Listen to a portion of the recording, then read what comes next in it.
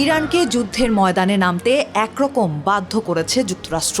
পরমাণু ইস্যুতে আলোচনার মধ্যেই দেশটিতে হামলা চালিয়েছে যুক্তরাষ্ট্র ও ইসরায়েল।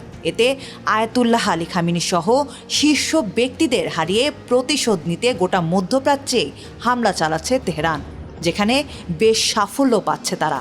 এমন প্রেক্ষাপটে যুক্তরাষ্ট্রকে সহায়তা করতে এগিয়ে আসছে মিত্র দেশগুলো। ইরান যুদ্ধের শুরু থেকেই ইসরায়েলকে পাশে পেয়েছে যুক্তরাষ্ট্র। এরপর ইরান পাল্টা জবাব হিসেবে মধ্যপ্রাচ্যে হামলা শুরু করলে ইরানের বিরুদ্ধে অবস্থান নেয় দেশগুলো। ইরানের ড্রোন ও ক্ষেপণাস্ত্র প্রতিরোধে ওয়াশিংটনকে সহায়তা করছে ইরানের প্রতিবেশীরাই। যুক্তরাষ্ট্রের পাশে দাঁড়াচ্ছে ইউরোপের দেশগুলো।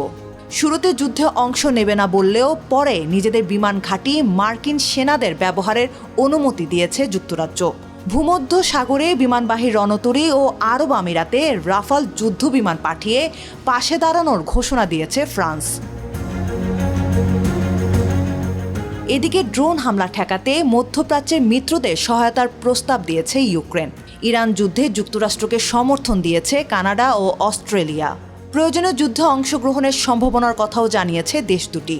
এর বাইরে ইরানের স্থল অভিযানের পরিকল্পনা হিসেবে বিদ্রোহী গোষ্ঠী কুর্দিদের সহায়তা করছে ওয়াশিংটন।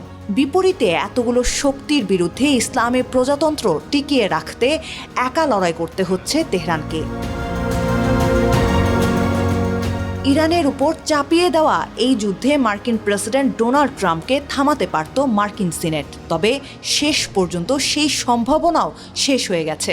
মার্কিন সিনেটের সংখ্যাগরিষ্ঠ সদস্য ট্রাম্পের ইরান অভিযানের পক্ষে সমর্থন দিয়েছেন। ফলে ইরানের চলমান যুদ্ধ থেকে মার্কিন বাহিনীকে সরিয়ে নিতে হচ্ছে না ওয়াশিংটনকে, যা হয়তো ট্রাম্পকে আরও বেপরোয়া করে তুলবে।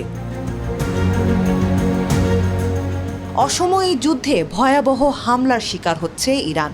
4 মার্চ তেহরান জুড়ে রাতভর ব্যাপক হামলা চালিয়েছে ইসরায়েল। বাড়ছে মৃত্যুর মিছিল।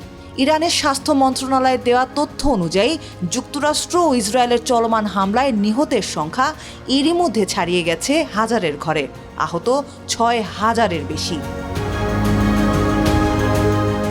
পাল্টা হামলা অব্যাহত রেখেছে ইরানের বিপ্লবী গার্ড IRGC।